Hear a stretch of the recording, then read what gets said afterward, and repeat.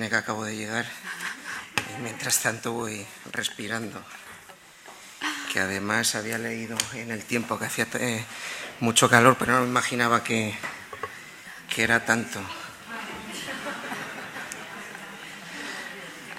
Bueno. Muchas gracias al Colegio de Abogados de Sevilla, a mis compañeras de mesa, que nunca estaré tan bien acompañado, tanto por la sapiencia, lo que saben, lo que conocen, lo que estudian, lo que investigan y lo que nos aportan no solo a los abogados, sino también a toda la comunidad científica y a las diferentes universidades en las que trabajan y trabajamos, ¿no? Y muchas gracias también por la amabilidad de los organizadores, los desvelos que han tenido para que pudiéramos llegar hasta aquí y sobre todo también por el tema que se viene a abordar en la tarde de hoy respecto de las diferentes perspectivas internacionales o supranacionales a la hora de enfocar el tema de la violencia de género. A mí en su día se me encargó, cuando me propusieron venir a esta jornada, que hablara en el caso concreto de la perspectiva internacional o supranacional del Tribunal Europeo de Derechos Humanos. Cómo defender a las víctimas de violencia de género, cómo defender a todas estas personas que están sufriendo esta lacra cuando los tribunales nacionales han fracasado, cuando los juzgados de lo penal o los juzgados de violencia, cuando las audiencias provinciales y aquellos pocos casos, o ahora con la última reforma de la Ley de Enjuiciamiento Criminal, supongo que llegará alguno al Tribunal Supremo, aunque solo sea en casación, por infracción de ley y alguna matización o alguna interpretación de algún artículo del Código Penal, supongo que realizarán. ¿Cómo se realiza, como decía antes, esa estrategia para, si se fracasa en esa defensa, sobre todo en materia probatoria, en materia sustantiva, pero especialmente en materia probatoria, por lo que me referiré más adelante, se puede tratar de obtener un éxito en el Tribunal Europeo de Derechos Humanos? Y un éxito que sería obtener una sentencia condenando al Reino de España por la violación del artículo que fuere del estatuto del Convenio Europeo de Derechos Humanos, del artículo 3, del artículo 4 y del artículo 8, que serán a los artículos que más me voy a referir a lo largo de mi intervención.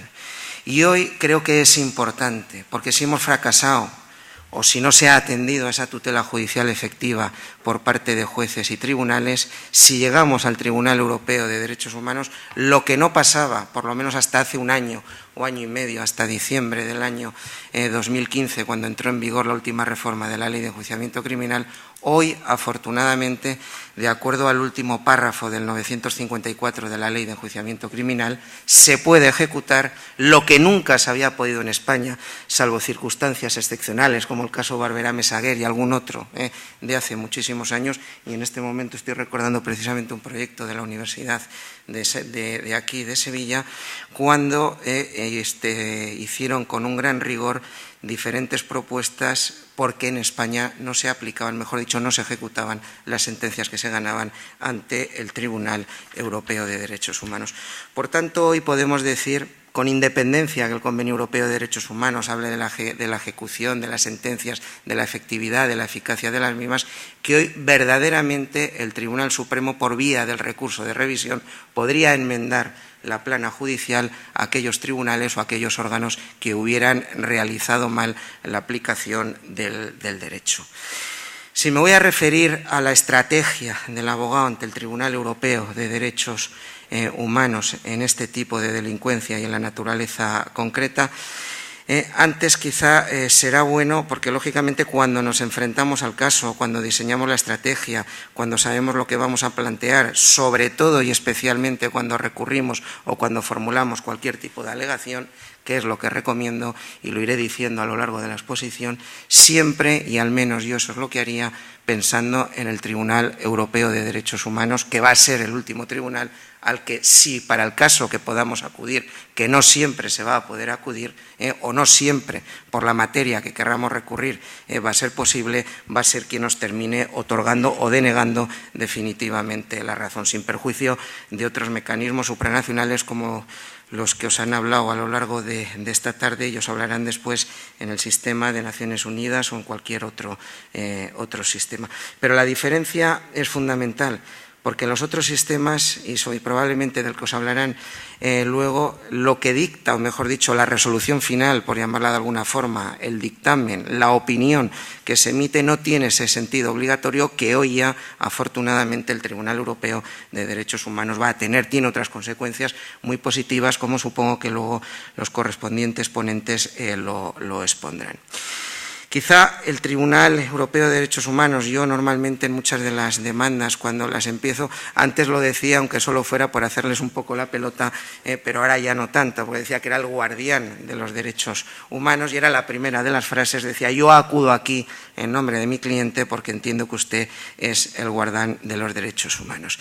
Y ese Tribunal Internacional tiene una consecuencia absolutamente importante y muy especialmente desde el protocolo adicional 14 al Convenio Europeo, que es que todos los que estamos aquí y todos los ciudadanos que estemos ahora en este momento poblando cualquiera de todos los países, que no sé cuántos son, que pertenezcamos al Consejo de Europa, vamos a poder recurrir sin necesidad de tener por el medio ningún Estado, ninguna comisión, ni nadie que pueda suplir esa voluntad impugnativa o esa voluntad de recurrir por parte de los particulares. Todos los particulares vamos a poder hoy, afortunadamente, recurrir sin necesidad e incluso el justiciable sin necesidad, por lo menos hasta un determinado momento, ni de abogado ni de procurador, entre otras cosas porque en Estrasburgo yo creo que la palabra procurador la han utilizado muy pocas veces y ni entienden lo que es.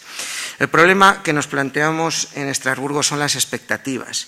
Cuando alguien se ha sentido violado, que le han destrozado uno de los derechos contemplados en el convenio, se piensa, lógicamente, que va a llegar, por lo que he oído hablar de Estrasburgo, allí son jueces independientes, que por supuesto lo son jueces que en ningún momento se van a alinear con una política, que van a tratar de defender la voluntad del Convenio Europeo y la jurisprudencia de los mismos, pero a veces también llega la decepción. La primera es el tiempo, aunque ahora en 2 o 3 meses sabemos, salvo si es juez único, porque luego hay un sistema complicado de admisión, de no admisión, si es juez único, si es la sala de 5 magistrados o la que sea, a lo mejor en 2 o 3 meses ya sabemos si ha sido inadmitido. Pero si es admitida esa demanda o se dicta finalmente en esa especie de procedimiento abreviado que también ha tenido que implementar el Tribunal Europeo de Derechos Humanos para agilizar, en la misma resolución de admisión pueden entrar sobre el fondo y definitivamente dirían si se gana o se pierde o se inadmite, y eso puede tardar por lo menos 2 o 3 años en las mejores condiciones. Si ustedes van algún día a Estrasburgo, que yo les recomiendo que vayan, aparte de porque es muy ceremonioso, no tiene nada que ver con ningún tribunal, pero lo primero que probablemente les llamará la atención es, y no tengo yo mucha idea de arquitectura, pero lo que es el edificio. El edificio, que es todo de cristal, y la primera vez por lo menos que yo lo pisé, o el nuevo, la última reforma, que fue, me refiero a arquitectónica, de 1995, porque te dicen que es un tribunal transparente y de accesibilidad, que todo se tiene que ver y que todo tiene que ser accesible. Es, yo creo que importante la vocación por la que nace el tribunal. El tribunal nace para salvaguardar la paz, defender los derechos humanos. Ya conocemos todos los horrores de la Segunda Guerra Mundial, las atrocidades que se habían producido y los objetivos a los que quiso llegar el Consejo de Europa. Como digo, salvaguardar la paz, defender los derechos humanos, la democracia y el Estado de Derecho. Dentro de todos los circunstancias que nos pueden llevar allí, pues son muchas. Yo ahora, inmediatamente después de hacer esta introducción, me centraré inmediatamente en el tema concreto, pero desde la libertad de expresión, la libertad de educación, la libertad ideológica, de pensamiento, de la vida privada, de la libertad religiosa, familiar, el derecho a contraer matrimonio y tantos otros son amparables ante el Tribunal Europeo de Derechos Humanos. Por supuesto, el derecho a la vida, el derecho a la integridad física, a no sufrir torturas y a tantas otras circunstancias. Y quizá el derecho más invocado porque es el que más utilizamos los abogados cuando recurrimos a Estrasburgo, es el artículo 6 del convenio, que es el derecho al juicio justo, el derecho a un proceso con todas garantías, que sería el gemelo o el equivalente del artículo 24 de la Constitución española. Y dentro del derecho al proceso debido o al juicio justo, quizá en la mayoría de las ocasiones son por las dilaciones que se están produciendo y por determinados aspectos a los que luego me referiré. Pero también a Estrasburgo no solo se va, o sí se va también, para invocar y decir que por qué se me ha vulnerado tal derecho y que se me restablezca en el mismo, sino también determinados asuntos de relevancia social, de aborto, de suicidios asistidos, de esclavitud doméstica, registros corporales, adopción de niños por parte de homosexuales, protección, ahora que están tan de moda con las fiscalías anticorrupciones generales, etcétera, protección de fuentes periodísticas, discriminaciones de etnia, temas de medio ambiente y tantos otros elementos. Dentro de los derechos, como he dicho antes, es importante, en primer lugar, distinguir, y aquí ya voy a empezar a entrar un poco en la materia concreta de los derechos y dentro de la estrategia, que es el tema que nos trae hoy aquí, los derechos inderogables que establece el Convenio Europeo es el derecho a la vida, que probablemente es uno de los que más es invocado por parte de aquellos abogados que defienden a las mujeres que acuden al tribunal. El segundo, la prohibición de la tortura, contemplado en el artículo 3. El tercero, la esclavitud y la servidumbre, la prohibición de la esclavitud y la servidumbre, contemplado en el artículo 4.1, que probablemente estos sean unos o los tres derechos de mayor, por no decir los que más raro es la demanda o la resolución del Tribunal Europeo, que en temas de violencia de género no aparecen invocados, al menos el artículo 2, lamentablemente, si se ha producido la muerte de la mujer, o el artículo 3, si se ha producido maltrato, tortura o cualquiera otro de los que están allí protegidos. Y luego, dentro del bloque de los derechos mínimos, que no afectaría tanto, está la prohibición de los trabajos forzados, el derecho a la libertad y la seguridad, la limitación de la prisión preventiva, el derecho a recibir la debida información, el habeas corpus, presentar recursos ante situaciones de prisiones y, como decía antes, el artículo 6, que es el proceso debido, y el artículo 13, que es también de frecuente invocación, el derecho a un recurso efectivo, que no sean recursos de cara a la galería, que no sean recursos teatreros, que no sean recursos con la finalidad de cubrir un expediente. Y el que también es de muy frecuente invocación, como veremos ahora en temas de violencia de género, la prohibición de la discriminación, sobre todo respecto de aquellos países que, por más sentencias condenatorias que tienen en el Tribunal Europeo, que por más informes que tienen de relatores especiales de Naciones Unidas o del organismo internacional, regional o universal que sea, les están diciendo por ahí no se puede seguir, siguen R que R y errando en la misma prohibición. Y por último, dentro del bloque de los derechos restringidos, y a lo que aquí nos interesa especialmente el artículo 8, el derecho a la intimidad y el derecho a la familia, por lo que diré más adelante. Ustedes saben que además del convenio, a lo largo, por lo menos desde 1979, fecha en que España ratificó el mismo, han ido apareciendo diferentes protocolos, el 1, el 4, el 6, el 13, el 14 y el 15, que está en este momento, si mal no recuerdo, a punto de entrar en vigor, el 15 y el 16, que todavía no han entrado en vigor. Cada uno, por no extenderme, trata de un tema distinto, de la prisión por deudas, de la abolición de la pena de muerte, por ejemplo el 6, el 1 del derecho de propiedad. Por eso verán ahora, desde hace algún tiempo, diferentes sentencias relativas al derecho de propiedad por temas económicos, que este me ha pagado, que el otro no me ha pagado, un funcionario que no ha recibido la anónima, que le han prohibido determinadas prestaciones, etcétera. El artículo 7, la protección de extranjeros y el bis in idem. El artículo 12, la prohibición de cualquier forma de discriminación, y el 13, la pena de muerte.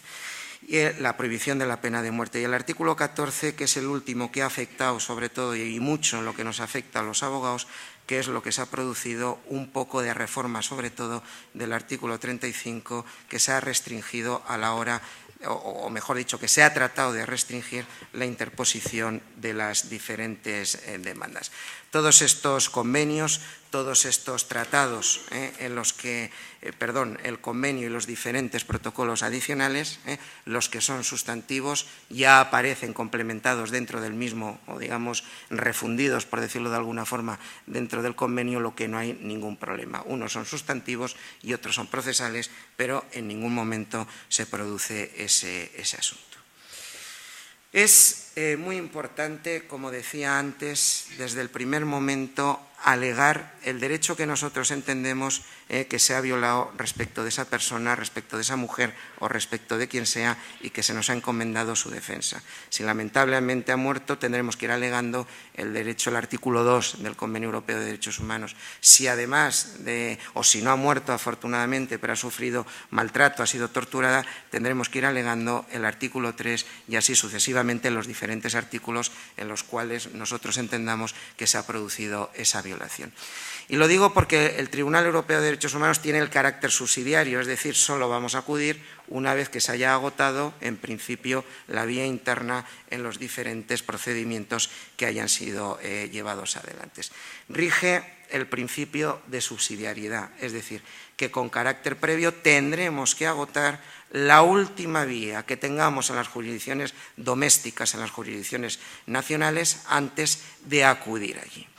Si nosotros se ha producido, si vamos de acusación particular y en el juzgado de lo penal se ha producido, por ejemplo, una absolución, cuando recurramos en apelación, recurriremos por lo que recurramos, por error en la apreciación de la prueba, por no sé qué, es absolutamente conveniente y determinable siempre ponerlo en relación con el artículo de la Constitución que sea, por ejemplo, con el 15, si es el derecho a la vida, si es el derecho a la integridad física o psíquica, y además en relación con el artículo 2, en el caso concreto que estoy exponiendo, o con el artículo 3 del Convenio Europeo de Derechos Humanos. Para que, igual que nos dicen en el Constitucional, oiga, es que usted no ha alegado antes la vulneración o la violación de ese derecho fundamental, que no nos lo puedan decir ante el Tribunal Europeo de Derechos Humanos. Y además eso es congruente con el artículo 13, porque muchas veces vamos a alegar o vamos a poner en relación, como diré más adelante, el 2, el 3, el 4, el que sea en relación con el artículo 13, porque vamos a decir que el recurso que nos ha brindado la jurisdicción española no ha sido un recurso efectivo, porque no se ha producido la investigación, porque no les ha dado la gana de seguir adelante, porque ha habido una especie, digamos, de sacarle las moscas al expediente y automáticamente con 2 o 3 mínimas pruebas y no se ha querido seguir investigando, se ha archivado ese procedimiento o se ha realizado cualquier otro tipo de resolución. Llegado a este momento, de todos los derechos que he dicho yo, aunque el Tribunal Europeo pues un día puede cambiar o tendrá que decir lo que tenga que decir, de todos los que he dicho yo, excepto del derecho de propiedad, en todos hay que agotar el último recurso jurisdiccional que tengamos en la jurisdicción doméstica. Si estamos, por ser lo más frecuente, ante la jurisdicción penal, en principio, inicialmente, salvo circunstancias absolutamente excepcionales, que sea un tema de jurado o que sea un delito conexo con otro, que muera en el Supremo en el recurso de casación, pero la vía ordinaria sería penal, apelación ante la audiencia provincial y luego ya, como moriría allí, tendríamos que agotar por la violación del derecho fundamental que sea, el artículo 15, 24, el que sea de la Constitución, ante el Tribunal Constitucional. Para eso, que es importante, tenemos 6 meses y precisamente el protocolo que citaba antes, el 15, el que todavía no ha entrado en vigor, por lo menos que yo sepa, va a rebajar todavía el plazo de caducidad de la interposición de la demanda de 6 meses a 4 meses, lo que quiere decir que se va a tener que estar atento en ese momento. Claro, el derecho de propiedad no es un derecho, y lo digo como ejemplo de los que están reconocidos del artículo 15 al 29 de la Constitución española. Por tanto, no es un derecho de ser susceptible de ir en amparo. Si alguien además, o solo exclusivamente, por el motivo que fuera, quisiera alegar, digo el derecho de propiedad en sentido amplio ante el Tribunal Europeo, el plazo de los 6 meses sería una vez, en el caso concreto que hemos puesto, desde que se ha terminado el procedimiento ante la Audiencia Provincial. Porque si vamos a ir al Tribunal Constitucional, el Tribunal Constitucional nos va a decir, váyase, te dicen cuando tienes razón que no te hacen ni puñetero caso, pues imaginaros cuando encima te van a decir, oiga, váyase usted aquí porque este derecho no es alegable. Por tanto, no necesitaríamos ahí agotarlo. Sin embargo, hay dos circunstancias excepcionales que también se plantean en estos temas de violencia de género. Imaginemos que España quisiera expulsar a una persona, o que España quisiera expulsar a una mujer, y luego pondré ejemplos concretos del Tribunal Europeo, que al país que lo va a recibir, nada más bajarse del avión, va a ser sometida por temas de religión. Estoy pensando, por ejemplo, en Afganistán, en algún caso concreto de adulterio irreal, que como digo luego expondré, o de Afganistán, como he dicho antes, o de Irak, y que esa persona cuando llega allí va a ser motivo de exclusión, de agresión, de maltrato por parte del que fue su marido o por parte de cualquier otro familiar, porque no ha admitido determinada conducta que ha llevado a esa persona, por ejemplo, en Suecia, que es el caso al que luego, o uno de tantos de los que luego trataré de comentar. La expulsión, en el momento que es firme la resolución, en el momento que es firme el auto de la Audiencia Nacional acordando la extradición de una persona, la pregunta que yo os traslado, ¿es efectivo el recurso ante el Tribunal Constitucional? Y la respuesta es que no es efectivo, porque en ese momento, desde ese momento, se puede proceder a la entrega de esa persona expulsada o a la entrega de esa persona respecto de la que se ha acordado la extradición. Por tanto, ahí, en esos supuestos, es las excepciones, o mejor dicho, cuando no es necesario agotar la vía interna en los supuestos que acabo de decir, porque el recurso no tiene la efectividad que tendría cualquier otro recurso, porque no es suspensivo y porque se puede proceder a la entrega de esa persona. Sin perjuicio de eso, que luego al final, si me da tiempo, que no sé ni el tiempo que tengo, me referiré al artículo 39 del reglamento del Tribunal Europeo de Derechos Humanos respecto de las medidas cautelares. Pues voy rápido porque pensaba que tenía más. Vale. Como digo, ese plazo son de 6 meses. El plazo para la interposición de la demanda, que habrá que tener en cuenta que son de 4 meses. Os podría explicar muchas circunstancias de cómo hacerlo, pero voy a sintetizar muy rápidamente. Lo importante son dos cosas. Hoy el Tribunal Europeo de Derechos Humanos ha restringido el número de folios, es decir, no se puede escribir más de 3 folios.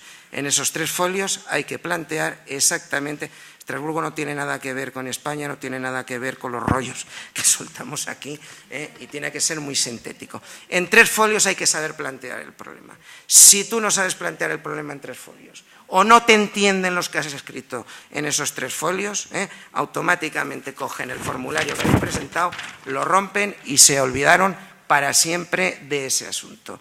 Si tú les convences con esos 3 folios, ya empiezan a mirar la documentación que has presentado. Si bien es cierto que excepcionalmente esos 3 folios pueden pasar a 20 folios, pero lo suyo es saber plantear el problema en 3 folios.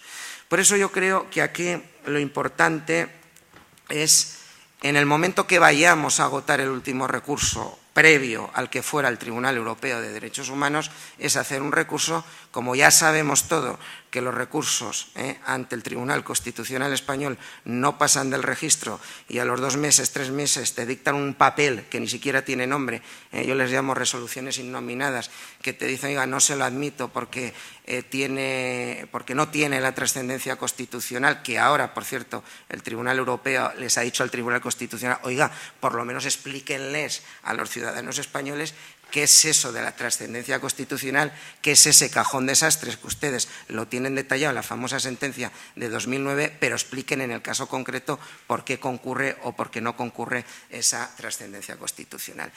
Si ustedes se fijan en esas resoluciones que yo les llamo innominadas, de inadmisión nunca lo pone, pero si ahora entran en el BOE, en las últimas sentencias del Tribunal Constitucional, verán en los antecedentes que dirán, y sí tiene trascendencia constitucional, porque como nos han dicho en la sentencia, no me acuerdo ahora el caso concreto de fulano contra mengano del 2015, nos han obligado a explicar el por qué tiene trascendencia constitucional y ahora lo están aplicando. ¿Cuál es el truco? El truco es en ese recurso último que nosotros vayamos a hacer o en el recurso de apelación, si está bien hecho, convertir esos 3 folios en 25, en 30 o en 40, yo creo que sería excesivo, y en remitirnos. Porque siempre se puede dar el titular, se puede dar el mensaje y la explicación se da en el recurso. Y mire, para mayor explicación me remito al folio 24 del motivo 3 del recurso de amparo o del recurso de apelación o del recurso que fuera. Me salto muchas cosas de lo que sería de procedimiento por razones lógicas de tiempo y voy directamente, por lo menos, a referirme sistemáticamente a los casos más importantes ante el Tribunal Europeo de Derechos Humanos. Antes de ello, solo lo que he anunciado antes. Si nosotros pensamos que puede haber cualquier riesgo, se puede solicitar ante el Tribunal Europeo, y eso sí lo contestan en 24 o 48 horas a lo sumo, una medida cautelar de conformidad con el artículo 39 cuando se vaya a producir un daño irreparable o un daño irreversible o haya un riesgo inminente. Lo que pasa es que el Tribunal Europeo, y por sintetizar, solo admite las medidas cautelares si hay riesgo de muerte, por ejemplo, alguien que vaya a ser entregado a un país donde corra peligro su muerte, que haya riesgo de que vaya a ser torturado, que vaya a sufrir malos tratos, torturas o tratos inhumanos o degradantes, o que se vaya a producir una violación, que eso sí es muy importante, del artículo 8, por ejemplo, una disgregación familiar o cualquier tipo de medida relacionado con la familia. Esa medida cautelar se puede mandar por fax, se puede mandar por email y automáticamente en el plazo de 48 horas a lo sumo suelen contestar. Me voy a referir ahora, no voy a citar los nombres porque comprobarán que mis idiomas no pronuncio tan bien como me gustaría. Yo les voy a decir solo el país y la fecha por si quieren tomar referencia de determinadas sentencias y qué es lo que está diciendo el Tribunal Europeo en materia de violencia de género, de violencia contra las mujeres. Voy a ir muy rápido. Normalmente el Tribunal Europeo lo está estableciendo todo tipo de violencia contra la mujer, está haciendo ahora unas fichas temáticas y en esas fichas temáticas está estableciendo el motivo por el cual entra y el caso, lo cual nos está sirviendo no solo a los juristas prácticos, sino también a los investigadores para poder avanzar en el mismo. En primer lugar, maltrato durante la detención, mujeres que son maltratadas cuando están detenidas en dependencias policiales. La mayoría de las sentencias son contra Turquía, por ejemplo, 22 de julio del año 2003. Esta es una mujer que fue detenida y una vez detenida fue obligada a que la examinara un ginecólogo y además fue objeto de torturas y tratos inhumanos y degradantes. En esta sentencia el Tribunal Europeo de Derechos Humanos dice que se ha violado el artículo 3, prohibición del trato inhumano o degradante, al menos en su proyección procesal. Es decir, yo no voy a examinar si verdaderamente hubo maltrato, si verdaderamente se produjo esa violación en concreto física que ha sido alegado, pero sí desde el punto de vista procedimental me estoy dando cuenta que las autoridades, en este caso de Turquía, no hicieron absolutamente nada o no tuvieron, mejor dicho, esas obligaciones, no implementaron las obligaciones positivas del Estado para la investigación de estos hechos. Se produce, por tanto, en ese sentido, una vulneración del artículo 3 y otra vulneración del artículo 8 del Convenio Europeo de Derechos Humanos. Y se dice especialmente que se produce esa vulneración por la especial vulnerabilidad de la detenida en esas circunstancias en las que se está produciendo. En tema de violencia policial, la sentencia contra Turquía de 25 de septiembre de 22 de julio del 2003. Aquí En esta sentencia, un señor y su esposa son detenidos por sospechosos de pertenecer a una organización ilegal. Lo mismo que en el sentido anterior, les obligan, sobre todo a la señora, para que sea reconocida por un ginecólogo, para que sea examinada. El tribunal entendió violado el artículo 8, porque dijo que la vulnerabilidad en manos de las autoridades, quien habían ejercido un control total sobre ella, su detención, no podía esperarse que la esposa del demandante se opusiese a un examen ginecológico. El caso de 1 de febrero del año 2011, también contra Turquía, de una chica de 16 años. Exactamente lo mismo, los supuestos de hechos más o menos son prácticos, porque no me puedo detener y se entendió que se había vulnerado el artículo 8 del Convenio Europeo, y precisamente porque la habían obligado también a los exámenes ginecológicos.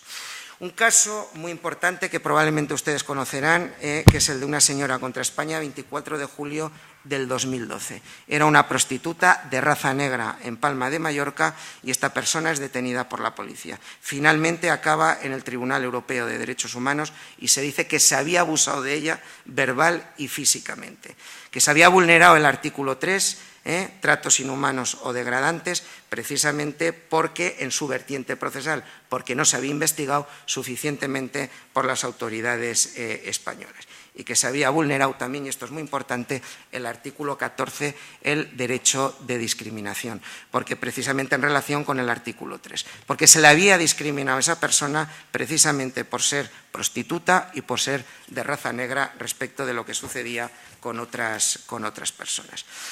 Caso de Turquía, 23 de julio del 2013. En una manifestación, una mujer es atacada por la policía, se alegó, mejor dicho, se estimó vulneración del artículo 3 y también en relación con el artículo 11, porque no se le había permitido reunirse a esa mujer en la manifestación en la que estaba el derecho de reunión. En relación con violación y abusos sexuales, sentencia contra los Países Bajos de 26 de marzo de 1985. Aquí se establece también la vulneración del artículo 8 del convenio, porque se vulneran los aspectos esenciales de la vida privada de esa persona. Se dice que no se le pudo proteger ni en el ámbito civil ni en el ámbito penal. La sentencia de 25 de septiembre de Turquía, también violación del artículo 3 por maltrato y tortura. 4 de diciembre del 2003, de Bulgaria también, violación del artículo 3 y del artículo 8. Lo digo para que veáis los artículos que más en materia de violencia son admitidos en el Tribunal Europeo de Derechos Humanos. 24 de enero del 2008 contra Rusia. Y aquí es importante porque se establece que hubo violación del artículo 3. Dice, la violación de una detenida por un funcionario fue de violación sexual, ha de considerarse como una forma de maltrato especialmente gravosa y aberrante, teniendo en cuenta la facilidad con que el agresor puede abusar de la vulnerabilidad y débil oposición de la víctima. La violencia física, especialmente los atroces actos de violación continuada, equivalen a una tortura. Es decir, está estableciendo la violación sexual también como tortura, como hacen, por ejemplo, muchos tribunales penales internacionales en el crimen de tortura, en el crimen de guerra y en el crimen contra la humanidad. El caso de la sentencia 24 de enero del 2012 de Bulgaria, vulneración del artículo 3, porque se habían tirado en su vertiente procesal 15 años para investigar si verdaderamente había sido o no víctima de un maltrato. 15 de mayo del 2012, respecto de la República de Moldavia, también durante el artículo 13. En el caso de la 30 de octubre del 2012 respecto de Polonia es por tema de violación, porque no le dejan abortar a la mujer que había sido violada y finalmente se estima vulnerado el artículo 8 y el artículo 5, que antes no lo había dicho, del Convenio Europeo del Derecho a la Libertad y a la Seguridad. El 28 de enero del 2014, por la Gran Sala, vulneración contra Irlanda, vulneración del artículo 3 y del artículo 13. Un tema de una alumna que es objeto de abusos sexuales por parte del profesor. Se vuelve a decir lo mismo. No se le ha dado ni el recurso efectivo porque no hubo una investigación eficiente y se ha vulnerado en el aspecto procesal. Me salto algunas de las que tengo, pero, por ejemplo, 28 de mayo del 2015 contra Eslovenia. Es muy importante esta porque también dice que se vulnera el 3 y el 8. Y es muy importante, y lo repito 3 veces, sobre todo en el artículo 8, porque además está diciendo que se ha producido esa violación del artículo 8 por la forma que se habían consentido los interrogatorios y la forma que había contestado la persona que había violado a esta persona, esa forma tan degradante que se había producido. Existen otras sentencias que si no yo luego las puedo mandar porque veo que me estoy pasando de tiempo, relacionado con la mutilación genital femenina, sobre todo si se va a producir una expulsión por parte de la persona, por ejemplo a Nigeria y a algún otro lugar. También en delitos contra el honor, el riesgo de las víctimas de trata de personas o de ser una nueva víctima de trata, cuando una persona va a ser objeto porque se le va a mandar al país, porque se le va a recuperar, se va a tratar de recapturar por la mafia en la que estaba. El tema del adulterio al que me refería antes es la de 20 de julio del 2010 contra Suecia y también la de 8 de abril del 2015 en el tema de Irak, una persona que podía ser entregada a ese país, que finalmente no se entrega por otros motivos, pero que al llegar allí iba a ser matada.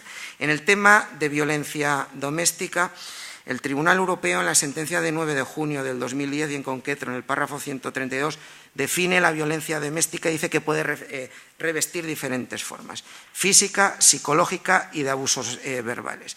Y dice que no solo es en círculos abiertos sino cerrados, que no afecta solamente a las mujeres, sino también a los hombres y a los niños, que con frecuencia son víctimas directas o indirectas. El tema de víctima indirecta, de acuerdo al derecho penal español, sería muy complicado.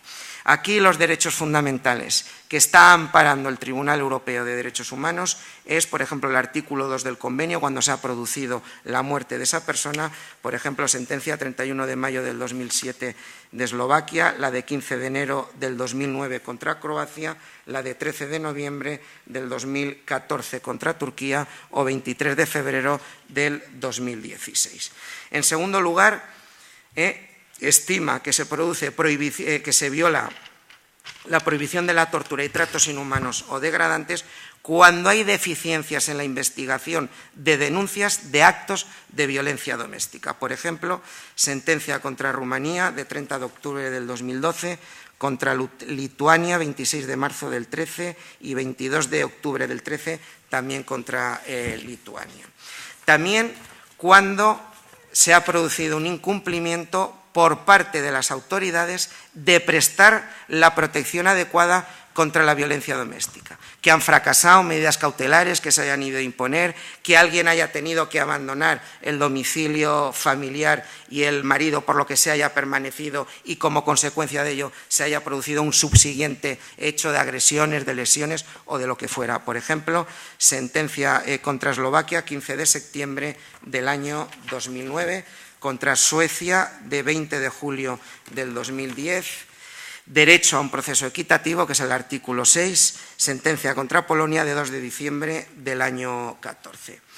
Y otra serie de obligaciones, y con esto termino ya, del Estado de proteger la integridad física y psicológica de los particulares. Lo regula en la sentencia contra Bulgaria, o mejor dicho, dicta la jurisprudencia en la sentencia contra Bulgaria de 12 de junio del 2008, contra Croacia de 14 de octubre del 2010, Eslovaquia 30 de noviembre del 2010, Hungría 24 de abril del 2012 y otras tantas más. Hay una muy significativa también, que es el acogimiento de un niño con el fin de alejarlo de contextos violentos. En la sentencia del Reino Unido contra el Reino Unido de 30 de marzo del 2012. Y luego la prohibición de la discriminación, a lo que me refería antes. Sentencia de 9 de junio del 2009 contra Turquía. Esta es la primera de todas en la que el Tribunal Europeo de Derechos Humanos se pronunció. Dijo que se había vulnerado el artículo 2, derecho a la vida, porque habían matado a la hija de la demandante, porque se había vulnerado también el artículo 3 y todo ello en relación con el artículo 14, porque se está diciendo que hay una pasividad institucional a la hora de la protección de las mujeres y que esa esa pasividad además es reiterativa y deliberada de acuerdo a las denuncias y a las condenas que se habían sufrido antes. También la de la República de Moldavia de 28 de marzo de 2013. Se entiende vulnerado el artículo 3, el artículo 8 y el artículo 14. Y dice que lo que está sucediendo en Moldavia refleja una actitud discriminatoria hacia la primera demandante por su condición de mujer. Por eso el artículo 14 es muy importante, sobre todo la jurisprudencia que está desarrollando ahora el Tribunal Europeo de Derechos Humanos. Y en esta sentencia, además, del 2013, le echaba bastante fuerte, si se me permite la expresión, la bronca a la República de Moldavia, porque dice, oiga, ¿para qué hemos traído aquí? O le dice a Moldavia, ¿para qué traen ustedes a la relatora de Naciones Unidas sobre la violencia de las mujeres si los informes que ellos hacen, pues los cuelgan ustedes en una pared y no le hacen absolutamente caso y no implementan las medidas que tenía? Contra Italia de 27 de mayo del 2014, contra Turquía 22 de marzo del 2016. En definitiva, todas estas sentencias, que quería haber explicado algo más de las sentencias, lo que nos vienen a decir fundamentalmente es, primero, si lamentablemente se ha producido el hecho, si se ha producido la consumación estará ahí el derecho, pero si no, estará siempre la posibilidad de que se pueda recurrir ante el Tribunal Europeo de Derechos Humanos en su vertiente procedimental. Oiga, a mí no me han dejado probar, ha habido una inactividad del Estado, de los cuerpos y fuerzas de seguridad del Estado o de quien sea, pero siempre de los poderes estatales, porque no me han dejado probar, no me han dejado acreditar que verdaderamente este hecho se haya producido. Siempre, por tanto, y por resumir y concluir, habrá que establecer el derecho violado del Convenio Europeo de Derechos Humanos en relación con el caso concreto. Luego el Tribunal Europeo dirá lo que tenga que decir y hará lo que tenga que hacer. Pero desde luego yo creo que por lo menos que por la labor nuestra, por la labor de los abogados, que no quede en este momento y que se pueda seguir adelante en la investigación de la violencia de género. Nada más, pido disculpas por lo atropellado del tiempo, que tampoco y si acaso ahora en el debate cualquier tipo de pregunta o de aclaración estoy a su disposición.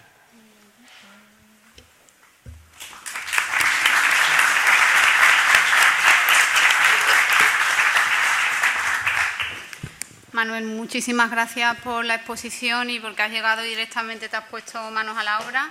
Sí.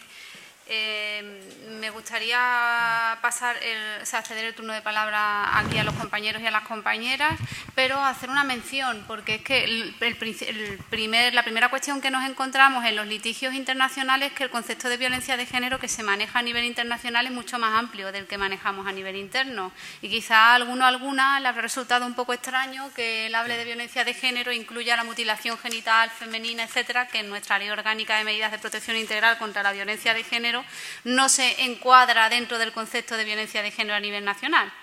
Entonces, quizá lo más parecido sería la expresión violencia doméstica, que es la que de alguna manera a lo mejor está más relacionada con el artículo 153 del Código Penal, incluso el 173, ¿vale? Os cedo la palabra, pero como yo soy ahora mismo la que está regulando, voy a hacer yo la primera pregunta, si no te importa mucho, Amalia. Creo que los abogados y las abogadas que están aquí se plantean cuestiones muy básicas, que eran de las primeras que yo me planteaba antes de estudiar este tema, como ¿en qué idioma litigo ante el Tribunal Europeo de Derechos Humanos? ¿Voy a tener algún tipo de ayuda para litigar ante el Tribunal Europeo de Derechos Humanos? ¿Y qué puede implicar la condena al Estado español por parte del Tribunal Europeo de Derechos Humanos, por ejemplo? La respuesta es importante. Digo, la respuesta a las preguntas son importantes y muy prácticas, ¿no?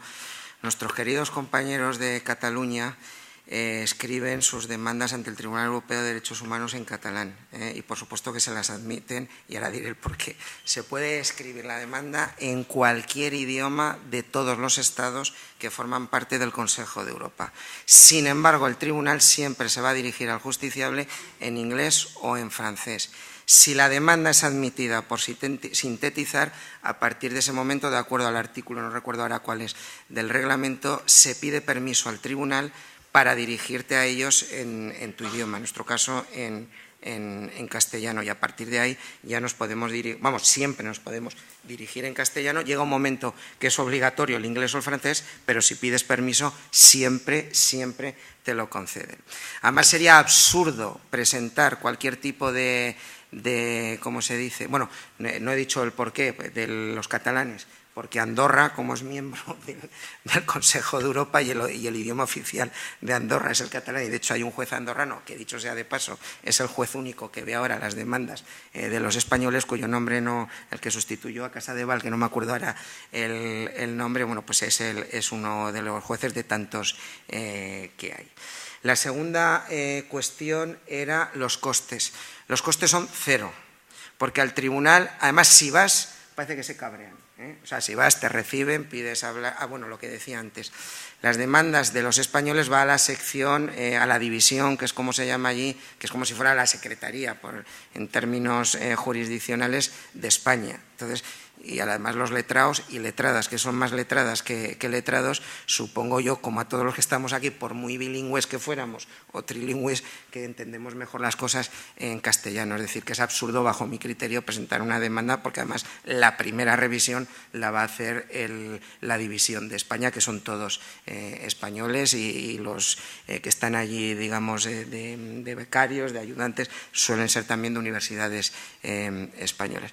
La segunda, el costo. El costo es cero, es decir, el tribunal además te recalca que por favor que no vayas. Cuando te manda la primera comunicación, una vez que lo has presentado, te manda las etiquetas como las carnicerías y las pescaderías y los supermercados del código de barras, y ya a partir de ahí hay que poner en cada escrito. Eso es muy buena señal, porque normalmente la primera carta que te llega es diciendo que te la han inadmitido, pero si ya te mandan el código de barras es que algo han visto, y que seguro, porque vas a tener que seguir en contacto con el tribunal, ¿no?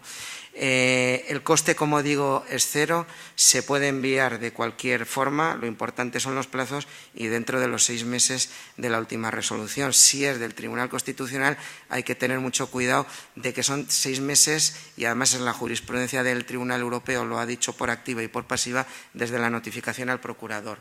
Si alguien, por ejemplo, interpone un recurso de súplica contra una inadmisión del Tribunal Constitucional y lo presenta cuando le digan que se ha inadmitido ese recurso de súplica, porque no se puede interponer, solo lo puede interponer el fiscal, se lo van a declarar digamos extemporáneo, porque ese recurso era inútil y además era superfluo porque no cabe. Es decir, que no hay que jugar, y para eso son muy estrictos.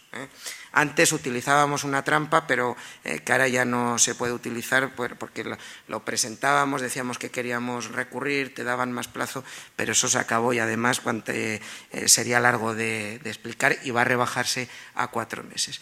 Normalmente la fecha de presentación es la fecha del matasellos. Yo recomiendo que os quedéis una fotocopia, si lo mandáis por correo, de la carta, o una foto en el momento que lo entregáis, y a ser posible, que yo no sé por qué los funcionarios de correos de este país no quieren, si nosotros ahora mandamos un escrito al Ayuntamiento de Sevilla, nos van a poner el sello del certificado administrativo. Si les insistes un poco, te lo acaban poniendo, por lo menos para que en la primera página de la demanda del Tribunal Europeo aparezca el sello del día que tú lo has depositado. El Tribunal Europeo, aunque llegara, si hoy cumple 6 meses y ahora mismo vamos aquí a correos, no contaría el día de llegada, sino el día que tiene el sello la carta, es decir, que nos la declararían admisible. Es todo el procedimiento, es por escrito. Si no se hace este procedimiento abreviado al que me refería antes, que siempre es por escrito, si es el ordinario, por llamarlo de alguna forma, por no entretenerme, finalmente puede haber vista. Es una vista que dura 30 minutos, que habla primero el demandante, después habla por el gobierno del país contra el que te diriges, en el caso de España, el abogado del Estado, representante de España ante el Tribunal Europeo de Derechos Humanos. Luego suele haber dúplica entre las partes, que yo normalmente nunca lo suelo acoger, y creo que es muy importante las vistas en Estrasburgo, porque yo creo que convences más con la palabra que con el escrito. Y luego el quid de la cuestión. Si pierdes, pues has perdido. Y si declaran la vulneración del derecho correspondiente y condenan al Reino de España, tiene 2 efectos. Uno, la satisfacción moral para esa persona de decir, bueno, pues en mi país lo que yo he venido diciendo durante tantos años he tenido razón porque me han desprotegido. Dos, una pequeña indemnización por daños morales que suele ser muy tacaño, salvo circunstancias muy excepcionales. Pueden ser 4.000, 5.000, 6.000 euros y unos 2.000, 3.000 euros en lo que sería el equivalente a las costas procesales. ¿Qué tiene de bueno a partir de la reforma de la ley de enjuiciamiento criminal? Que con esa sentencia nos vamos al Tribunal Supremo y si la hemos ganado, el Tribunal Supremo, la Sala Segunda del Tribunal Supremo será la encargada de revisar la sentencia respecto del órgano jurisdiccional correspondiente. Siempre de acuerdo a la jurisprudencia del Tribunal Supremo, que el fallo, porque hay fallos muy complejos, que el fallo del Tribunal Europeo de Derechos Humanos afecte verdaderamente al fondo y lo que haya dicho el Tribunal Europeo de Derechos Humanos, porque a veces se puede ganar y no afectar tanto al fondo, ¿no? Pero vamos, que la mayoría, ¿sabéis? La última que se ha revisado es la de un señor, de un abogado, un compañero, precisamente de Las Palmas, o si no de Las Palmas, de Tenerife o donde sea, que le interpusieron una querella por calumnias o injurias porque en sala no sé qué dijo. Llegó al Tribunal Europeo, el Tribunal Europeo dijo que no, que estaba mal, que ni era injuria ni era calumnia, que por tanto se había vulnerado la libertad de expresión y además una sentencia importante porque viene a decir más o menos que nos da cierta inmunidad a los abogados cuando nos enfadamos en juicio, como diciendo que dentro de los límites del derecho de defensa está bien que en un momento dado pues te enfades o digas algo, aunque sea fuera de lo normal. Hay un voto particular, si mal no recuerdo, de un juez rumano que dice que hay que seguir condenando, etcétera. ¿Qué ha hecho este compañero? Se ha ido al Tribunal Supremo y como le afecta dice, oiga, han dicho que esto no es una calumnia y no sé qué, y automáticamente, que es una sentencia de un mes, no más, que la podía haber traído, le ha absuelto. Y por tanto ya se ha revisado y ha tenido el mismo efecto que si hubiera sido una apelación o que si hubiera sido el Tribunal Constitucional o el Tribunal Supremo en un recurso ordinario o extraordinario, entre comillas, lo del Tribunal Supremo, lo que era la casación o lo que es la casación de antes. Que antes, vuelvo a insistir, eso era imposible. No valía absolutamente para nada, salvo circunstancias muy excepcionales. Todos recordarán el tema de la doctrina Parot.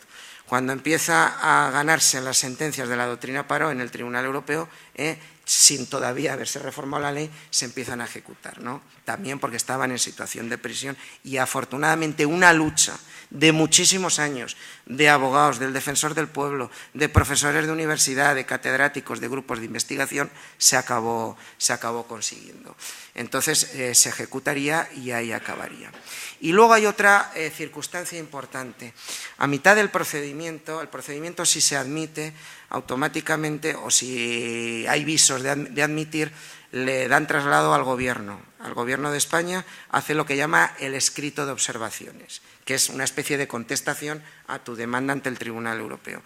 Tú le recontestas y llega un momento que se abre una fase que se llama de hipotético lo digo yo, de tratar de llegar a un acuerdo, de un acuerdo amistoso.